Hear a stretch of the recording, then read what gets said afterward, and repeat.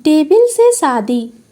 अंश के बाइट करने पर निमी अपना मुंह बनाकर बोली, आप हमेशा ऐसे ही करते हैं। तो अंश उसे चिढ़ाते हुए पूछा, कैसा करता हूँ? निमी चिढ़ते हुए बोली, कुछ नहीं, अब जाइए, मुझे सोना है। यह सुनने के बाद अंश उसके सिर पर किस कर उसे अच्छे से कवर कर दिया और बाहर जाकर फिर से काम करने लगा। शाम के वक्त अंश उठकर निमी के पास गया और उसे उठाते हुए बोला, कुछ खा लो, ज़्यादा देर भूखा रहना ठीक नहीं है। यह सुन निमी, जो अभी अभी उठी थी, वो अपने हाथों से अपनी आँखों को मलकर, अपनी आँखें छोटी करके अंश को देखकर अपने दोनों हाथ को हवा में करके किसी 5 साल की बच्ची की तरह बोली, गोदी। ये सुनकर अंश निमी को जल्दी से अपनी गोद में उठा लिया और बाहर अपने केबिन में लाकर सामने रखे सोफे पर बिठा दिया। तभी निमी की नज़र सामने टेबल पर रखे स्नैक्स पर पड़ी और वो उसमें से कुछ स्नैक्स उठाकर खाने लगी। यह देखकर अंश मुस्कुराते हुए फिर से अपना काम करने के लिए जाने लगा। तभी निमी ने उसका हाथ पकड़कर उससे पूछा, आप कहाँ जा रहे हैं? आप नहीं खाने वाले हो क्या? यह सुनकर अंश बोला, मुझे थोड़ा सा काम है, तुम खाओ, मैं उसे पूरा करता हूँ, फिर जल्दी से घर चलेंगे। लेकिन निमी जिद करते हुए अंश को खाने के लिए बोलने लगी, तो फिर वो थककर उसके साथ खाने के लिए बैठ गया। कुछ देर बाद अंश वापस अपने काम में लग गया। वहीं निमी अपने फ़ोन में कुछ करने लगी। तभी उसकी नज़र एक मैसेज पर गई जो उसे शीतल ने भेजा था। वो मैसेज देखकर वो बहुत शॉक्ड हो गई। शीतल ने मैसेज में लिखा था, निमी, आज मैंने तुम्हें पार्किंग एरिया में अंश सर के साथ देखा था, तो फिर तुमने ये मेल क्यों किया कि तुम ऑफिस नहीं आ रही हो और तुम डिपार्टमेंट में भी नहीं आई, तो फिर तुम कहाँ हो? शीतल ने बिना कुछ छुपाए सीधे ही निमी को मैसेज करके पूछ लिया था और ये भी बोल दी कि उसने उन दोनों को साथ में देख ली थी। मैसेज पढ़कर निमी बहाना ढूंढने लगी और वो सोचने लगे कि अब वो शीतल को क्या रिप्लाई करे और उसे अपने और अंश के बारे में क्या बताए। फिर कुछ सोचकर निमी मैसेज का रिप्लाई करती है, हाँ, मैं ऑफिस आई थी, बट मेरी तबीयत ठीक नहीं थी, तो मैं डिपार्टमेंट में नहीं आई, और अंश सर का मैं आपको कल मिलकर बताऊंगी। निमी ये टाइप करके उसे सेंड कर दी। उसने सोचा, अब शीतल को पता चल ही गया है तो अब वह उससे अपने और अंश के रिश्ते के बारे में नहीं छुपा सकती। लेकिन वो उसे ये नहीं बताएगी कि अंश उसका हस्बैंड है। वो उसे अपना बॉयफ्रेंड बताएगी, पर वो उसके बारे में उसे क्या बोले उसे कुछ समझ ही नहीं आ रहा था, क्योंकि एक ऑफिस का बॉस ऐसे ही अपने किसी इंटर्न के साथ क्यों थे, ये भी एक बड़ा सवाल था। और निमी अपने रिश्ते पर कोई सवाल नहीं चाहती थी। निमी को इतनी गहरी सोच में डूबा देख अंश ने उससे पूछा, क्या हुआ निमी, क्या सोच रही हो? अंश की आवाज़ से निमी को होश आया और वो उसकी तरफ देखकर ना में सिर हिला दिया। ये देख अंश फिर से अपने काम में लग गया। वो बस जल्दी से अपना काम ख़त्म करना चाहता था ताकि वो निमी को लेकर जल्दी से घर जा सके। कुछ घंटे बाद अंश का काम ख़त्म हो गया और वो निमी को लेकर वहाँ से निकल गया। घर पहुँचते ही उन दोनों ने देखा कि आदि और सृष्टि किसी बात पर लड़ रहे थे। निमी जब घर के अंदर जाकर देखी तो उसे पता चला कि वो दोनों टीवी के रिमोट के लिए लड़ रहे थे। और ये देखकर निमी बोली, तुम दोनों एक रिमोट के लिए लड़ रहे हो, जबकि तुम दोनों के रूम में भी टीवी है, तो जाओ और जाकर आराम से देखो जो भी तुम्हें देखना है। 1 मिनट, आज के टाइम में भी लोग टीवी के रिमोट के लिए ऐसे लड़ते हैं क्या? आजकल तो मोबाइल में भी सब कुछ देख सकते हैं। निमी की बात सुन सृष्टि तपाक से बोली, वही तो भाभी, मैं कब से भाई को यही बोल रही हूँ। पर इन्हें तो मेरी बात समझ में ही नहीं आती है। ये सुन निमी ने पूछा, तो जब तुम्हें ये बात समझ आती है तो फिर तुम लड़ क्यों रही हो? इस बार निमी के सवाल का जवाब देते हुए आदि बोला, मैं तो बस ऐसे ही इससे लड़ रहा हूँ। आज जब मैं सृष्टि को टीवी देखते और चैनल को ऊपर नीचे करते हुए देखा तो मुझे पुराने दिन याद आ गए, जब मैं मिता से इसी तरह रिमोट के लिए लड़ा करता था और इसलिए मैं इसे परेशान करने के लिए ये सब कर रहा था। और वो आदि ये सब बोला ही था कि तभी निमी के पीछे से अंश बोला, लगता है वेस्ट करने के लिए तुम्हारे पास बहुत फ्री टाइम है।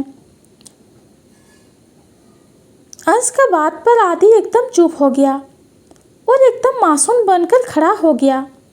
ये देखकर सृष्टि को बहुत हंसी आ रही थी, लेकिन वो अपनी हंसी छुपा ली। फिर अंश आगे बोला, अगर तुम इतने ही फ्री हो तो मेरे पास एक काम है जो तुम कर सकते हो और कल पंकज तुम्हें इस बारे में बता देगा। अंश ये बोलकर ऊपर अपने रूम की तरफ चला गया, लेकिन आदि को तो उसकी बात सुनकर जैसे सदमा लग गया और वो चुपचाप वहीं खड़ा हो गया। ये देखकर निमी ने पूछा, क्या हुआ? तुम तो ऐसे रिएक्ट कर रहे हो जैसे तुम्हें फांसी की सज़ा सुनाई गई हो। काव्या जी ने सारी बातें सुन ली थी। वो निमी की बात का जवाब देते हुए बोली, फांसी की नहीं निमी, उम्र कैद की सज़ा बोलो, क्योंकि इतने टाइम से जो ये मस्ती कर रहा था वो अब नहीं कर पाएगा और अंश अब इसे आराम से नहीं करने देगा। काव्या जी कहते हुए हंसने लगी।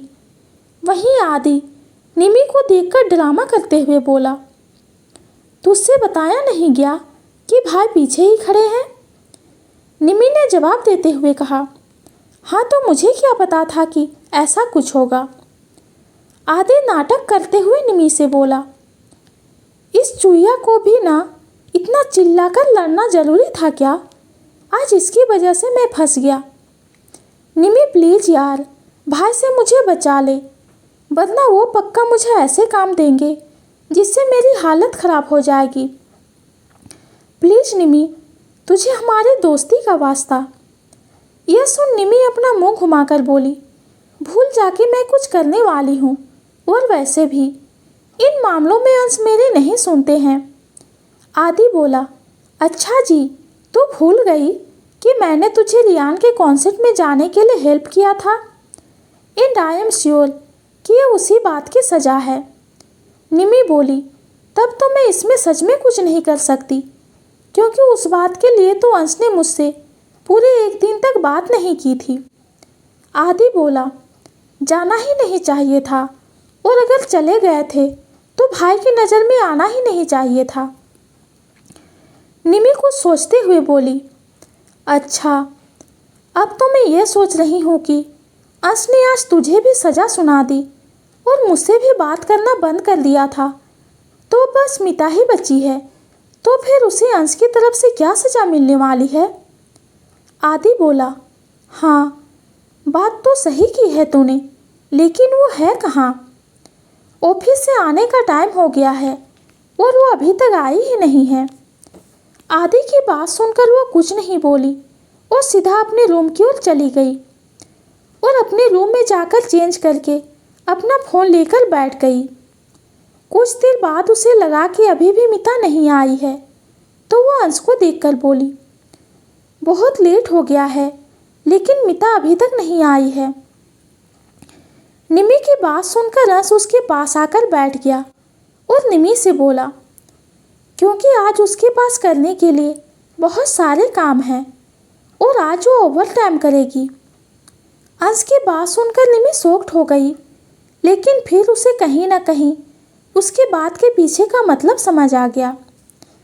अंश ने जानबूझ को मिता को ओवर टाइम करने को कहा था, क्योंकि ये मिता की पनिशमेंट थी। निमी यह सब सोचकर एकदम चुप हो गई और सोचने लगे कि अगर उसने आज कुछ कहा तो कहीं अंश उससे भी कुछ इसी तरह का पनिशमेंट ना दे दे। निमी यह सब सोच ही रही थी कि तभी अंश उससे बोला, फालतू बात सोच लिया हो तो खाना खा लो। अंश की बात सुनकर निमी जल्दी से खाना खाने चली गई। उसके बाद दोनों सोने के लिए चले गए। सुबह का वक्त निमी रेडी होकर मिता के रूम में गई तो उसने देखा कि मिता अभी तक सो रही थी। ये देखकर वो मिता को उठाने लगी, लेकिन मिता इरिटेट होकर बोली, सोने दे मुझे, और वैसे भी कल रात को मैं 12 बजे घर आई हूँ। कल सारा दिन मेरे दिमाग का दही हुआ है और कुछ नहीं। मिता की बात सुनकर निमी को यकीन हो गया कि अंश ने यह सब जानबूझकर किया था, पर वो फिर भी मिता को उठाकर बोली, सुन तो, एक प्रॉब्लम हो गई है। निमी की बात सुनकर मिता धीरे धीरे अपनी आंखें खोली और उससे पूछा, अब क्या किया तूने? यह सुनकर निमी बोली, मैंने कुछ नहीं किया, बस हो गया है। वो शीतल है ना, मेरी मैनेजर, उसने मुझे और अंश को कल पार्किंग एरिया में साथ में देख लिया था और कल तो मैं अपने डिपार्टमेंट भी नहीं गई थी। निमी की बात सुनकर मिता बोली, उसने तुझे खुद से यह बात बोली कि उसने तुझे और भाई को देखा है? यह सुन निमी ने हाँ में सिर हिला दिया। फिर मिता बोली, यार वैसे मुझे ना तेरी ये मैनेजर समझ ही नहीं आ रही है। निमी बोली, तू ये छोड़, मैं सोच रही हूँ कि मैं उन्हें सच बता दूँ, लेकिन आधा। मैं उनसे ये बोल दूँगी कि अंश मेरा बॉयफ्रेंड है। मिता उबासी लेते हुए बोली, देख ले तू, और जो तुझे ठीक लगे वो कर, और अगर कुछ प्रॉब्लम हुई भी तो भाई तो है ही। ये कहते हुए मिता निमी को रूम से जाने को कहकर फिर से सो गई। रूम के बाहर आते ही निमी गुस्से से बोली, मीता की बच्ची, अब तू आना मेरे पास, फिर मैं तुझे बताऊंगी। ये बोलकर निमी नीचे हॉल में चली गई और यहाँ आते ही देखा कि घर के सभी लोग बैठे हैं और सभी माला से रिलेटेड बातें कर रहे थे। निमी के नीचे आते ही दादी बाकी सभी घर वालों से बोली, देखो अब माला की शादी हो चुकी है, तो अब हमें इस रिश्ते के बारे में सोचना चाहिए और अब उसे पंकज के साथ रहना चाहिए। काव्या तुम एक काम करो, आज रात को उसे खाने पर बुला लो, मैं वहीं पर उससे बात करूंगी। ये सुन काव्या बोली, जी माँ, आप ठीक कह रही हैं, अब तो हमें माला की विदाई के बारे में सोचना ही चाहिए। उसकी शादी जैसे भी हुई हो, लेकिन मैं सोच रही हूँ कि क्यों ना इनकी शादी की रिसेप्शन दी जाए। काव्या की बात सुनकर दादी खुश होकर बोली, ये तो बहुत अच्छा बोल रही हो, मैं आज ही इस बारे में अंश से बात करती हूँ। निमी नीचे हॉल में आने के बाद सबकी बात सुनकर खुश हो गई और दादी के बगल में बैठ गई। सभी लोग आज आराम से बैठकर बातें कर रहे थे क्योंकि आज रविवार था।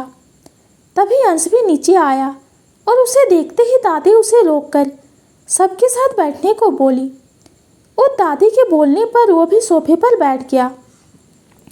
फिर दादी बोली, अंश, हमने सोचा है कि माला की शादी की रिसेप्शन पार्टी दी जाए और उसके बाद उसकी विदाई की भी रस्में की जाए, क्योंकि अब वो शादीशुदा है। तो इसमें तुम्हारा क्या ख्याल है? अंश आराम से बोला, हाँ तो इसमें मुझसे पूछने वाली क्या बात है दादी, आपको जो ठीक लगे वो करिए, जैसा भी करना है करिए। अंश की बात सुनकर सभी खुश हो गए। उसके बाद वो उठकर जाने लगा तो दादी बोली, अरे तुम कहाँ जा रहे हो? आज तो तुम्हारी छुट्टी होनी चाहिए ना, तुम कंपनी के बॉस हो, इसका मतलब ये नहीं कि तुम्हारी छुट्टी नहीं हो सकती। दादी की बात पर सभी लोग हंसने लगे तो अंश आराम से बोला, आज एक ज़रूरी मीटिंग है, पर मैं जल्दी ही आ जाऊंगा। दादी बोली, तो आज के दिन तुम्हें अपनी मीटिंग रखनी ही नहीं चाहिए थी, खुद तो रेस्ट करते नहीं हो और उन बेचारों को भी परेशान करते हो। अंश बोला, ऐसी बात नहीं है दादी, वो लोग फॉरेन क्लाइंट हैं और आज सिर्फ इस मीटिंग के लिए ही आए हैं। ये बोलकर अंश वहाँ से निकल गया। सभी लोग वापस अपनी बातों में लग गए, जैसे कि अब माला की रिसेप्शन पार्टी कब होगी और कौन क्या काम करेगा। तभी मीता भी नीचे आई और सबके साथ बैठ गई। उसे देखकर काव्या बोली, बड़ी जल्दी नहीं उठ गई आप? थोड़ा और सो लेती तो सीधा गुड आफ्टरनून विश करती। काव्या के इस टोन को सुनकर मीता बोली, मॉम, मैं आपकी बेटी हूँ, बहू नहीं, जो आप मुझे ताना दे रही हैं। और अगर आपको ताना देना ही है तो निमी को दीजिए। काव्या बोली, अच्छा, मैं उसे कुछ क्यों बोलूँ, वो तो कब से यहाँ पर बैठी है। राघव मीता की साइड लेते हुए बोले, अरे ठीक है, क्या हो गया अगर वो थोड़ा सा ज़्यादा सो गई तो? काम करके थक गई होगी इसलिए सो गई। काव्या थोड़ा गुस्सा करते हुए बोली, आप प्लीज़ उसके साइड ना लें, आपने ही इसे बिगाड़ कर रखा है। मीता सोफे पर बैठते हुए बोली, हाँ तो मॉम, अब मैं सच में बिगड़ गई हूँ, तो अब कुछ नहीं किया जा सकता। सभी लोग मीता की बात पर हंसने लगे, लेकिन निमी कहीं खो सी गई। वो हमेशा से एक फैमिली चाहती थी, हमेशा से एक नॉर्मल लाइफ जीना चाहती थी। और जब भी वो मीता को काव्या और राघव के साथ इतने अच्छे से देखती थी तो उसे भी कहीं ना कहीं अपने मॉम डैड की कमी खलती थी। आज अंश की वजह से निमी को सब कुछ मिल गया था। बहुत प्यार और परवाह करने वाला परिवार, खुद से भी ज़्यादा प्यार करने वाला पति, जो उसके बिना बोले ही उसके सारे सपनों को पूरा कर देता था और हल पर उस पर अपनी जान छिड़कता था। एक लड़की को जो चाहिए है वो सब तो था उसके पास, लेकिन फिर भी उसके पास उसके मॉम डैड नहीं थे, जो कोई भी उसे नहीं दे सकते थे, जिनका नाम तक उसे पता नहीं था। राघव बात को बदलते हुए बोले, अरे आज ये आदि कहीं नजर नहीं आ रहा है, क्या वो भी अभी तक सोकर नहीं उठा है?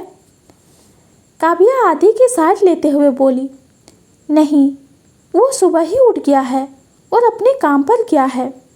राघव जी बोले, भला आज वो कौन से काम पर गया है? निमी बोली, अंकल, अंश ने ही उसे कुछ काम करने के लिए दिया है।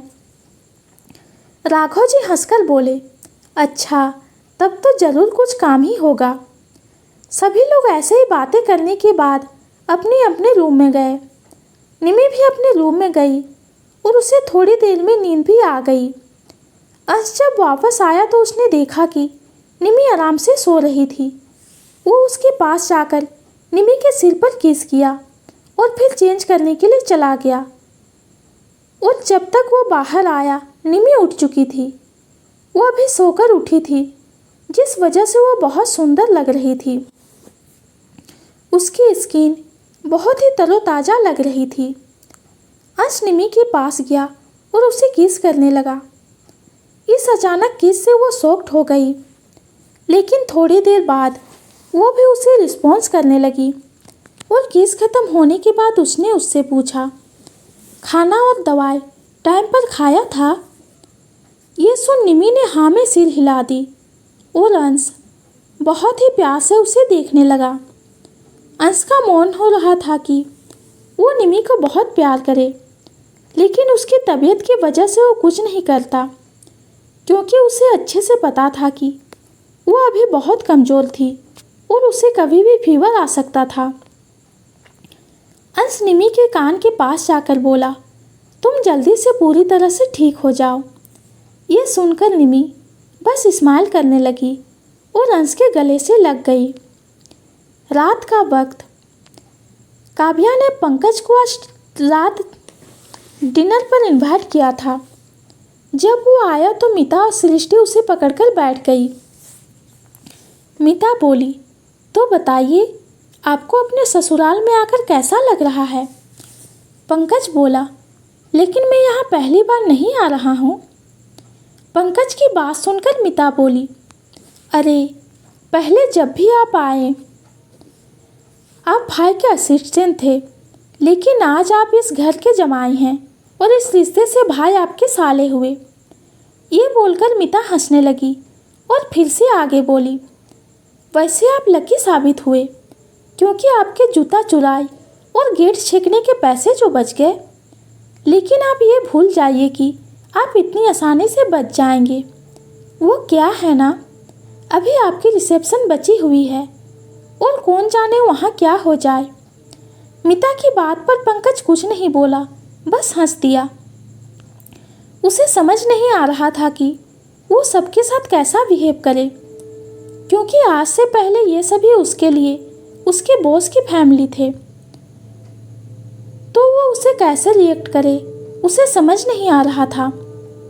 पंकज के परिवार की बात करें तो उसका कोई नहीं था, क्योंकि जब वो 17 साल का था तब उसके पूरे फैमिली को मार दिया गया था और उसके घर में आग लगा दिया गया था, जिससे उसके परिवार की जान चली गई थी। उस वक्त वो हॉस्टल में रहकर पढ़ाई कर रहा था, इसलिए वो बच गया। उस हादसे के बाद पंकज बिल्कुल अकेला हो गया था और उसके पास रहने के लिए घर भी नहीं था। फिर उसने पार्ट टाइम जॉब करना स्टार्ट किया और छोटी सी उम्र में ही उसने दुनिया के कई रंग देख लिए।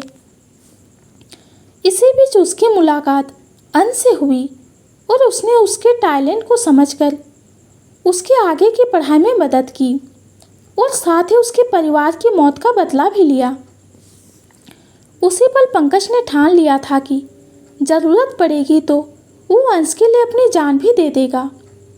और तब से लेकर अब तक वो एक साये की तरह उसके साथ रहता था और उसने हर पल उसका साथ दिया। आज अंश की वजह से उसे फिर से एक परिवार मिल गया था और उसे समझ ही नहीं आ रहा था कि वो किस तरह से अपनी इमोशन को बाहर निकाले। पंकज थोड़ी देर ऐसे ही माला से बात करता रहा। पंकज थोड़ी देर ऐसे ही मिता से बात करता रहा। वहीं माला भी निमी के साथ वहाँ पर आ रही थी। उसे बहुत ही अजीब लग रहा था, क्योंकि ये सब इतना अचानक हुआ और उसने कभी भी पंकज को पसंद करने वाली नज़रों से नहीं देखा था। और यूं ही अचानक एक दिन उसकी शादी उससे हो गई। निमी माला के साथ आ रही थी। तभी निमी बोली, क्या बात है दी, आप इतना घबरा क्यों रही हैं? माला बोली, नहीं कुछ नहीं। निमी हंसकर बोली, आप झूठ बोल रही हैं, मैं देख सकती हूँ कि आप कितना नर्वस हैं। माला निमी को घूरते हुए बोली, हाँ ठीक है, हूँ मैं नर्वस, लेकिन तुम्हें मेरे मज़े नहीं लेने चाहिए। और तुम क्या अपने दिन भूल गई हो? निमी बोली, अच्छा ठीक है। अगर देखा जाए तो हम दोनों की सिचुएशन काफ़ी मिलती जुलती है। फिर दोनों ही वहाँ जाकर बैठ गए। तभी आदि भी बाहर से आया। उसे देखकर ऐसा लग रहा था जैसे कि वो किसी जंग से आ रहा हो। उसकी हालत काफ़ी ख़राब लग रही थी। सारे बाल बिखरे हुए, शर्ट बाहर निकली हुई और ऊपर से 3 बटन खुले हुए और उसकी टाई भी काफ़ी लूज थी। उसे ऐसे देखकर सभी लोग हंसने लगे, जिससे आदि चिढ़ गया और सीधे अपने रूम की तरफ बढ़ गया। तभी मिता बोली, लगता है अब हमें आदि को ऐसे देखने की आदत डाल लेनी चाहिए। वैसे जीजू, आपने इस बेचारे को ऐसी कौन सी जगह काम करने को भेज दिया था? मिता की बात सुनकर पंकज बोला, उन्हें पुरानी फैक्ट्री का काम दिया गया था, जो शहर के थोड़ी दूर पर है, और ऐसा करने के लिए मुझे सर ने ही कहा था। मिता अपने सिर पर हाथ रखकर चक्कर खाने की एक्टिंग करते हुए बोली, भाई सच में कभी कभी क्रूर हो जाते हैं। बेचारा आदि, रोज़ इतना ट्रैवल करके काम पर जाओ, फिर वहाँ पर गधों की तरह काम करो और फिर ट्रैवल करके घर वापस आओ। मुझे तो ये सोचकर ही चक्कर आ रहे हैं। ये देखकर सभी लोग हंसने लगे। तभी दादी आकर पंकज से बोली, मैंने सोच लिया है कि रिसेप्शन हम 2 दिन बाद करेंगे और इतना टाइम सारी तैयारी के लिए काफ़ी है। पंकज, तुम तब तक के लिए यहीं मित्तल मेंशन में रहोगे और अब मुझे इस बारे में कुछ नहीं सुनना है, इसलिए मुझे मना करने के बारे में सोचना भी मत, क्योंकि अंश भी मुझे मना नहीं कर सकता। मिता हंसते हुए बोली, हाँ जीजू, दादी ऐसी इंसान है जो अंश मित्तल को भी डरा सकती है। मिता की बात सुनकर बाकी सभी भी हंसने लगे। सभी के हंसी के बीच में काव्या बोली, अच्छा ठीक है, पहले सभी खाना खा लो, फिर मस्ती मजाक करते रहना। उसके बाद काव्या निमी की तरफ आकर इमोशनल होकर बोली, निमी, क्या तुम आज अंश को नीचे डिनर के लिए मना सकती हो? देखो ना, सारे घर वाले हैं, अगर ऐसे में वो नहीं होगा तो कैसा लगेगा? निमी काव्या की तरफ देखकर बोली, ठीक है आंटी, मैं बुला कर लाती हूँ। ये बोलकर निमी ऊपर रूम की तरफ जाने लगी। निमी रास्ते में ही थी कि तभी उसे अंश नीचे आते हुए दिखाई दिया और उसे देखकर वो जल्दी से उसके पास गई और उससे बोली, क्या आप फिर से कहीं जा रहे हैं? अंश ने जवाब दिया, नहीं तो। निमी बोली, तो आप नीचे क्यों आ रहे हैं? अंश बोला, वो मैंने सोचा मेरी प्यारी वाइफ मुझे मिस कर रही होगी, तो क्यों ना आज डिनर में उसे कंपनी दे दूं। ये सुनकर निमी की आंखों में चमक आ गई। वो अपने मन में सोचने लगी कि उसके सारे पुण्य के काम इस इंसान पर ही खर्च हो गया। वो सच में बहुत खुशनसीब लड़की है जो उसे अंश मिला। निमी जल्दी से बोली, क्या सच में? आपको पता है मैं आपको ही बुलाने आ रही थी और मुझे डर था कि आप नहीं आएंगे। अंश प्यार से बोला, तुम बुलाने आओ और मैं ना आऊँ, ऐसा कैसे हो सकता है? देखो मैंने तुम्हारे मन की बात कैसे जान ली। तो अब चलो। दोनों डाइनिंग टेबल के पास आ गए। अंश के आते देख सभी लोग खुश हो गए। पंकज तो उसे देख खड़ा ही होने वाला था कि अंश ने उसे बैठने का इशारा किया और फिर निमी को चेयर पर बिठा के खुद उसके बगल में बैठ गया। सब लोग बहुत खुश थे और आराम से डिनर कर रहे थे। आदि बार बार अंश से बात करने का सोचता और फिर रुक जाता। वो बस कैसे भी करके उस फैक्ट्री से छुटकारा पाना चाहता था, लेकिन उसे लगा कि ये समय ठीक नहीं है और क्या हो अगर अंश सबके सामने ही उसे डांट दे, तो सबके लिए आदि तो हंसी का पात्र बन जाएगा। ये सोचकर आदि चुप हो गया। अंश बिना आदि की तरफ देखे ही बोला, अपने मन के बेलगाम घोड़े को लगाम दो और भूल जाओ कि मैं तुम्हें उस फैक्ट्री में जाने के लिए मना करूँगा। तुम्हें 3 दिन तक उस फैक्ट्री का काम देखना ही है, एंड इट्स फाइनल। अंश की बात पर आदि खुद से बोला, अरे यार, इनके सामने तो मन में भी ना सोचो, अब कर दिया ना इज्जत का फालूदा। सभी लोग डिनर करने के बाद लिविंग रूम में ही बैठकर बातें करने लगे। अंश अपने रूम की तरफ जाने लगा, लेकिन जाने से पहले वो निमी से बोला, अपनी दवाई ले लो और जल्दी आ जाना, तुम्हें ज़्यादा देर तक नहीं जागना है। ये बोलकर अंश चला गया। आखिर आदि अंश के जुल्मों से छुटकारा पाने के लिए क्या करेगा, ये जानेंगे हम अगली वीडियो में। तो आज की स्टोरी आप सबको कैसी लगी कमेंट में ज़रूर बताइए। कहानी पसंद आती है तो चैनल को लाइक और सब्सक्राइब कीजिए। कहानी सुनने के लिए आपका बहुत बहुत धन्यवाद।